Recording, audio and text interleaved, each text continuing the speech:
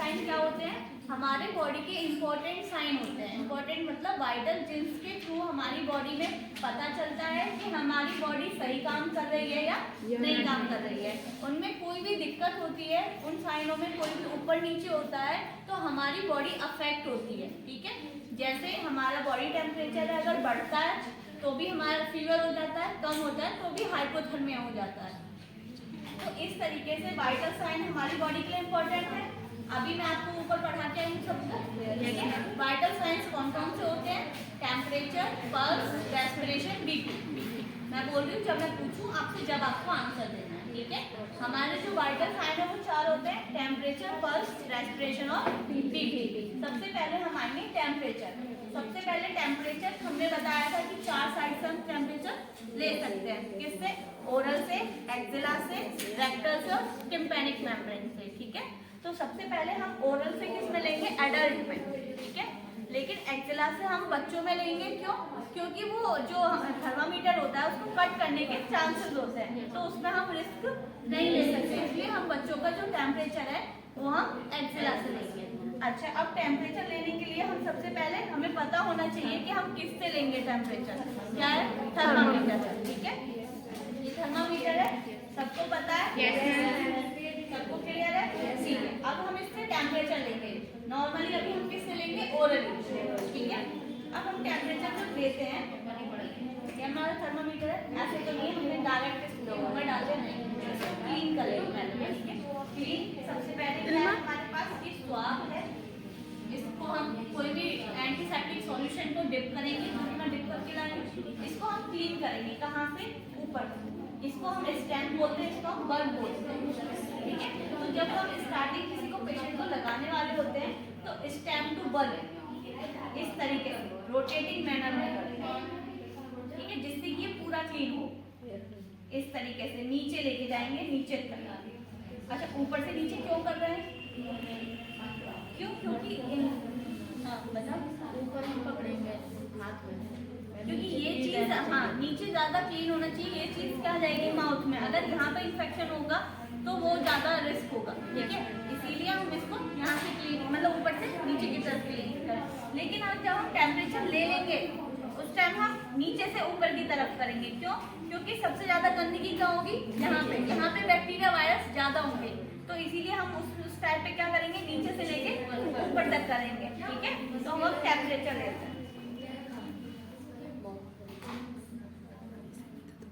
कितने टाइम तक? 1 मिनट तक स्टार्ट कर दो बेटा। ठीक है, पल्स हमें कितने टाइम तक फील करनी है? 1 मिनट तक। सब जने फील करके देखो अपने अपनी इस तरीके से। ये जो बोन है इसके ऊपर फील होगी हमारी।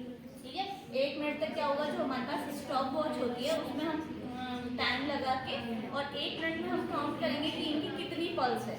ठीक है, तो उतने में ही हमारा टेम्परेचर भी हो जाएगा। देखो हो गया होगा। इसका क्या है? 37 डिग्री सेल्सियस, मतलब नॉर्मल है, कोई डिजीज कंडीशन नहीं है, कोई पायरेक्सिया नहीं है, कोई फीवर नहीं है। ठीक है, इससे क्लियर हो गया। अब हम इसको क्लीन किससे तरफ से करेंगे? नीचे मतलब बल्ब, इसको हम क्या बोल रहे हैं? Bulb to stamp. ठीक है, इसको क्लीन करके ही रखेंगे, क्योंकि अब अदर पेशेंट में लगाएंगे तो इन्फेक्शन जाएगा, इसको क्लीन करके हमने रख दिया। ये हो गया हमारा टेम्परेचर, हो गया पल्स, हो गया पल्स ले ली। इसी टाइम पे जब हम पेशेंट के टेम्परेचर ले लेंगे उसी टाइम हम पल्स ले लेंगे 1 मिनट के लिए। ठीक है, उसी टाइम हम रेस्पिरेशन काउंट करेंगे। रेस्पिरेशन काउंट कैसे करेंगे? ये जो है यहाँ से सांस ले, ये जो हमारा जो चेस्ट है वो थोड़ा सा अप होगा, नीचे सांस लेते होता है थोड़ा बहुत गिर होता है, तो हम पेशेंट को पता नहीं चलने देते कि हम उसका रेस्पिरेशन काउंट कर रहे हैं। ठीक है, तो हम उसके साथ साथ देखो अब नहीं, अगर हम ऐसे बता के करते हैं, ठीक है, तो वो उसको थोड़ा वो हेजिटेशन हो जाती है, फिर कम ज्यादा भी लेना स्टार्ट कर देता है पेशेंट, तो अब उसको बिना बताए, ठीक है, बस हम पल्स ले रहे हैं, उस टाइम पे हम सिर्फ देखते रहेंगे कि इसकी 1 मिनट में कितनी आ रही है ब्रीथ्स। जो हम ब्रीथ्स 12 से 20 बोल रहे थे वो हम कहाँ से चेक करेंगे? यहाँ से। ये ऊपर नीचे हो रहा है कितनी बार, पल्स हम यहाँ से ले ही रहे हैं। क्लियर हो गया तीनों टॉपिक? अब क्या रह गया हमारा? बीपी। बीपी हम किससे नापते हैं? बीपी इंस्ट्रूमेंट से। ठीक है, बीपी इंस्ट्रूमेंट को हम और क्या बोलते हैं? स्फेग्नोमैनोमीटर। ये क्या है? मेडिकल टर्म में हम क्या बोलते हैं? स्फेग्नोमैनोमीटर। नॉर्मली पीछे आवाज नहीं। जो बाकी जैसे बोलते हैं नॉर्मली वो क्या बोल देंगे बीपीआर apparatus, बीपी इंस्ट्रूमेंट, लेकिन इसका जो मेडिकल टर्म है वो क्या है, स्टेगनोमेनोमीटर। ये सबको पता होना चाहिए, नाम आना चाहिए, ठीक है। अब स्टार्टिंग, ठीक है बेटा, रिलैक्स रहो, कोई दिक्कत नहीं आ रहा, ठीक है। अब सबसे पहले हम जब बीपी लेते हैं, ब्लड प्रेशर चेक करते हैं किसी भी पेशेंट का, तो उसको हम नॉर्मल पोजीशन में रखते हैं। ये नहीं कि वो एकदम हारा थका आया हो या रनिंग करके आया हो, ठीक है, या किसी डिप्रेशन में हो, किसी भी कंडीशन में हो, किसी भी फैक्टर में हो, उस टाइम हमें उसका बीपी नहीं लेना, ठीक है। जब बिल्कुल उसको रिलैक्स पोजीशन, चाहे बैठ के भी ले सकते हैं, लेट के भी ले सकते हैं, ये नहीं कि हम बैठ के नहीं ले सकते, बट वो रिलैक्स पोजीशन में हो बस, ठीक है। तो सबसे पहले हम लेंगे,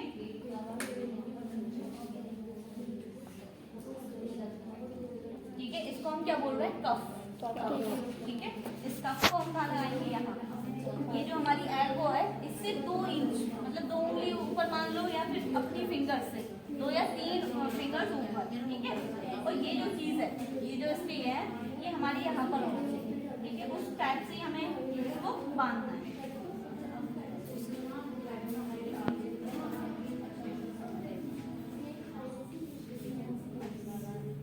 ठीक है। आ रहा है सेम। इसको हमें ज़्यादा टाइट भी नहीं बांधना है और ज़्यादा लूज भी नहीं बांधना है। उससे क्या होगा, ज़्यादा टाइट बांधेंगे तो भी रीडिंग गलत आएगी, ठीक है, और ज़्यादा लूज बांधेंगे तो भी रीडिंग गलत आएगी, और रीडिंग गलत आएगी तो फिर उसकी वजह से जो हम ट्रीटमेंट देंगे पेशेंट को उसमें प्रॉब्लम आएगी, है ना। तो हमें करेक्ट बीपी लेना आना चाहिए। स्टेथोस्कोप लेंगे ये, ठीक है। कंडीशन में ये भी हमें उल्टा सीधा देखना है, किस तरफ से है, ये सही कंडीशन है, इसको कान में रखेंगे, ठीक है। अब इसको हम इसको चेक कैसे करेंगे, इस तरीके से आवाज आ रही है या नहीं, ठीक है। क्या बोल रहे थे, बोल रहे थे, बोलो क्या बोल रहे थे, हाँ। इसको ये जरूरी नहीं कि ये बीपी के लिए काम आए, ठीक है। इसको हम चेस्ट पे लगा के डॉक्टर चेक करते हैं, ठीक है। एब्डोमिनल साउंड सुनने के लिए भी चेक किया जाता है, कहीं की भी साउंड हो वो हम इससे चेक क्यों कर रहे हैं, इससे क्लियर आवाज आए, ठीक है। इसमें क्या आएगा, जो मैं अगर मैं इसको लगा लूँगी ना तो मुझे डबल साउंड सुनाई देगी, ठीक है। तो इसीलिए हम इसको यूज करते हैं। इसका क्या नाम है, स्टेथोस्कोप। ये मेडिकल नाम है बेटा, ये नाम याद कर लो पक्के से। स्टेथोस्कोप, स्टेगनोमेनोमीटर, कफ, थर्मामीटर, ठीक है, ये सारी चीज़ आपको आनी चाहिए। तो हम चेक करेंगे, इसमें भी हम अच्छा वो चीज़ें हमने सबसे पहले रेडियल आर्टरी बताई थी, और ये कौन सी थी, ब्रेकियल आर्टरी, ठीक है। तो रेडियल आर्टरी से हम नॉर्मली टेम्परेचर वो बीपी ले सकते हैं विदाउट स्टेथोस्कोप के। जैसे मान लो अगर कोई कंडीशन है, ठीक है, हमारे पास बीपी इंस्ट्रूमेंट है लेकिन स्टेथोस्कोप नहीं है, इन रेयर कंडीशन, तो हम यहाँ से फील करके भी ले सकते हैं, ठीक है। यहाँ फील किया, इसमें क्या करेंगे हम, बट यहाँ से लेने में क्या दिक्कत है, हमें एक ही फील होगा, या तो डायस्टोलिक या सिस्टोलिक, ठीक है। और वहाँ से फील होने से हमें दोनों फील होंगे। यहाँ फील करेंगे, सबसे पहले हमने इसको नॉब को बंद किया, ठीक है। नॉब को बंद करने के बाद ये जो देखो इसकी जो लाइन है मरकरी ऊपर हो रही होगी, जैसे हम पुश करेंगे मरकरी ऊपर जाएगी, ठीक है। अब ये ऊपर हम कहाँ तक लेकर जाएंगे, जहाँ तक ये हमें पल्स फील हो रही है ना, जब ये पल्स फील होना बंद हो जाएगी उससे 10 या 20 mmHg सिर्फ, ज़्यादा नहीं, ऐसा तो फिर फटने के चांसेस रहेंगे कि तुम बढ़ाते जाओ, ऐसा नहीं, ठीक है। हम कितना लेकर जाएंगे, 10 से 20 mm, जब हमें फील होना बंद हो जाए। अब देखो इसकी फील होना मुझे बंद हो गई, ठीक है, तो मैं सिर्फ 160 तक लेके जा रही हूँ। अब इसको क्या करेंगे, हम धीरे धीरे रिलीज करेंगे, ठीक है। तो पल्स में छोड़ेंगे धीरे धीरे, हैं नहीं, पल्स को नहीं छोड़ेंगे, फिर पता कैसे चलेगी हमें, ठीक है। तो इसको धीरे धीरे ये नीचे आएगा, देखो ये अपने आप धीरे धीरे नीचे आएगा।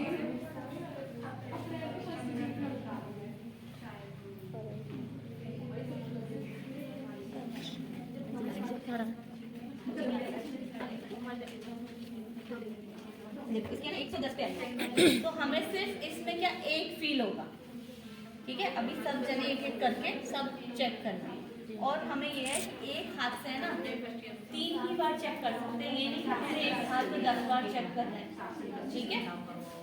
तो हमने फील किया यहाँ से सिर्फ हमें एक ही मिलेगा, ठीक है। लेकिन हम इस स्टेथोस्कोप से यहाँ से चेक करते हैं। ब्रैंकियल आर्टरी फील करवाई थी मैंने आपको, Yes, ma'am. फील करो सब जने,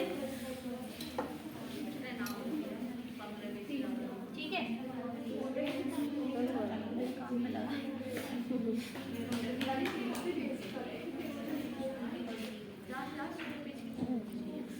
यहाँ वो फील होती है ना, वहीं पे हमें ये रखना है, ठीक है।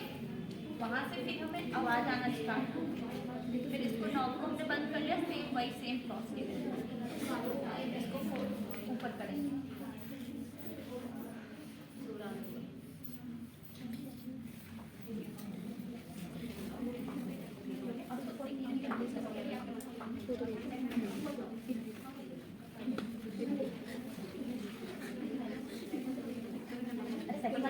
समझ में आएगी, यहाँ पे तो लुक लुक करना स्टार्ट हो जाएगी, 110 पे आ रही है, ठीक है, 110 पे। अब इसकी क्या थी, 80 पे, 80 से नीचे में साउंड आना बंद हो जाएगा, ठीक है। तो हमें पता चल गई कि हमारी जो सिस्टोलिक है वो 110 है और डायस्टोलिक कितनी है, 80।